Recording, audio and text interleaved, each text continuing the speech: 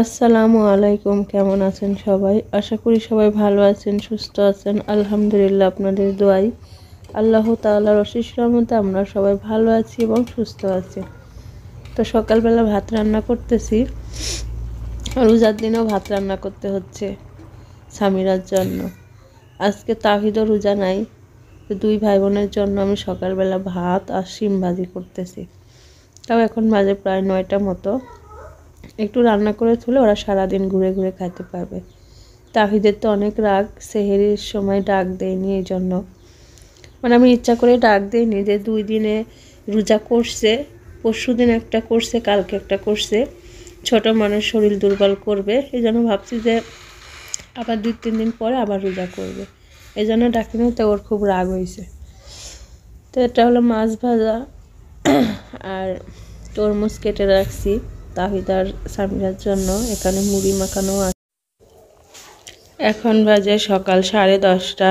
সামিরা ভাত খাচ্ছে, ওকে একটু নরম করে ভাত রান্না করে দিলাম আর শিম ভাজি করে দিলাম। খাবার পরে ওষুধ খেয়ে নেবে। আর ভাত খাওয়ার আগে গ্যাসের ওষুধ খাইছে, আর যেগুলো ওষুধ আছে ওইগুলো খাবার পরে খাবে।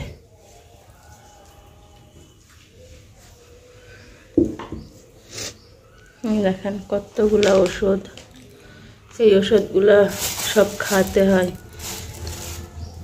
তারপরে যদি সুস্থ হয় তাও ভালো। রাত্রেও একটু পেট ব্যথা করছে, বলছে আমার একটু পেট ব্যথা করতেছে। ভাতটা আর একটু ভালো করে সেট করে নাও, সেট করে তারপরে ভাজি বেশি করে নিয়ে খাও, সবজি বেশি খাবা, মাছটা পুরা খাবা, খেয়ে নাও। এখন বাজে প্রায় 12টার মতো। তো আজকে হলো ফ্রিজ থেকে আমি যে এই যে ছোলা সিদ্ধ, ডাল, মশলা এগুলা বের করব, আমার আর মনে নাই। তো হঠাৎ করে মনে হয়েছে, তো ভাবির ওখানেই ছিলাম আমি, হলো একটু লাউয়ের শাক এনে দিলাম ভাবিকে, বললাম আপনি ভাজি করেন, আমাকে একটু দিয়ে দেন। তাই হবি না, একটু শাকসবজি হলে ভাত খেতে ভালো লাগে। খুলে রাখি আদা রসুন বাটা, ডিপ তো আগের থেকে খুলে না রাখলে হয় না।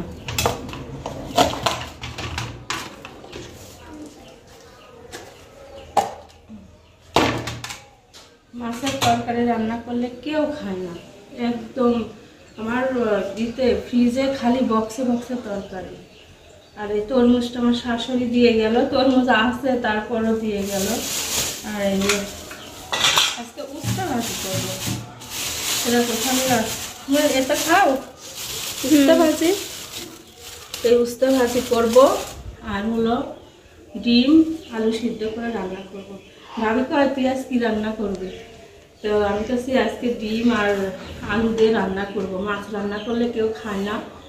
তো কথা তাহলে আমিও রান্না করবো, ডিম আর আলু রান্না করবো আর লাল শাক ভাজি করবো। আসলে মাছের তরকারি সন্ধ্যা রাতে যা হোক একটু খাওয়া যায়, শেষ রাতে একদম খাওয়া যায় না। কালকে ভাবি হলো আমাকে মুরগির মাংস আর ডাল দিয়ে গেছে, সেটা দিয়েই আমি সন্ধ্যা রাতে ভাত খাইছি। আর শেষ রাতে আবার ডিম ভাজছি, ডিম ভাজা দিয়ে ভাত খাইছি। তো এখন হচ্ছে এটা এখানেই থাক, সবজিগুলো কেটে নেব একটু পরেই তো রান্না করতে যাব। আজান করবে, গোসল করে নামাজ পড়বো, তারপরে রান্না করতে আসবো। কিসের টাকা এখানে? ও মনে আছে, আসো।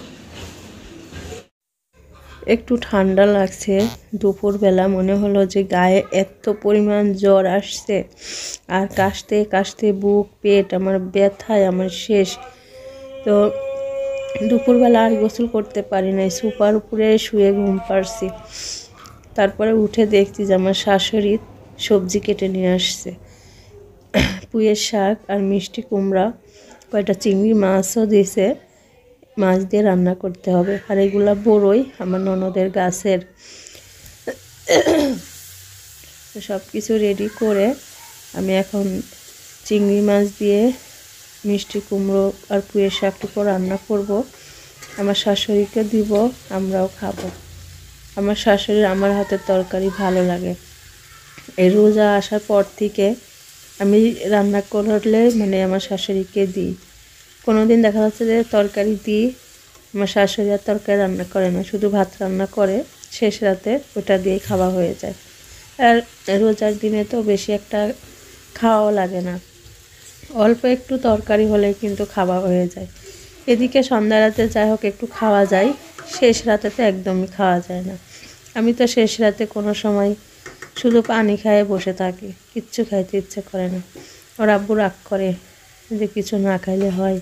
কোনো সময় এক গাল ভাত মুখে দিয়ে পানি খাই, আবার কোনো সময় পানি খাইয়েই থাকি। তো এখন হচ্ছে ওইদিকে চিংড়ি মাছের তরকারিটা হোক, আর আমি এদিকে ফ্রিজ থেকে কয়টা ডিম নিয়ে নিব।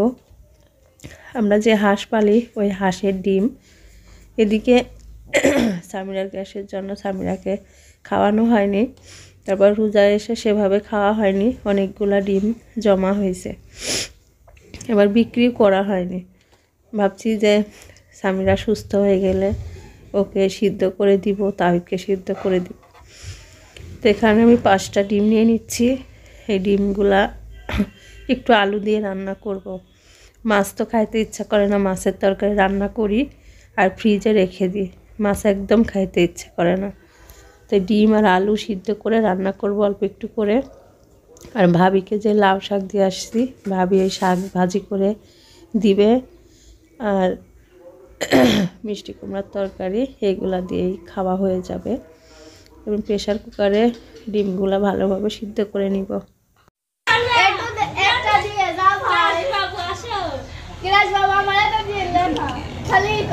কি মার্কেট করে আনলো দেখি, 10 রোজাই হলো না আর মার্কেট করা শুরু করে দিল। বিয়ের মার্কেট মানে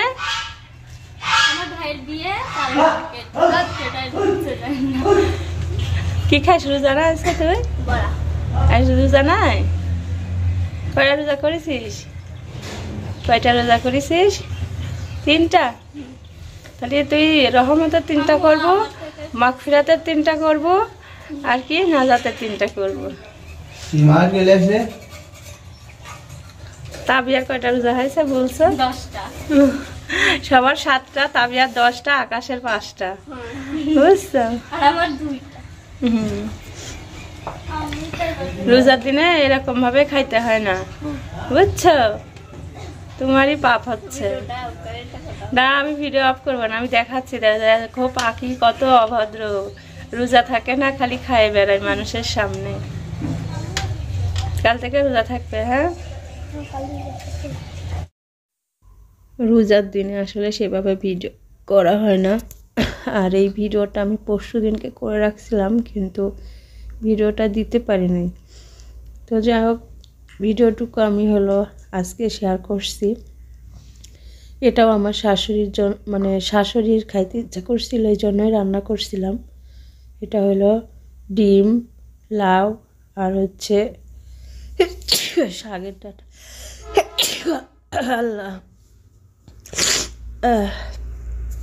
এত ঠান্ডা লাগছে কি আর বলবো। এখানে ডিম গোলায় রাখছি, আর লাউ, শাকের ডাঁটা এগুলা কেটে রাখছি, তারপরে হলো পেঁয়াজ কুচি করে রাখছি। এখন প্রথমে আমি লাউয়ের তরকারিটা রান্না করব।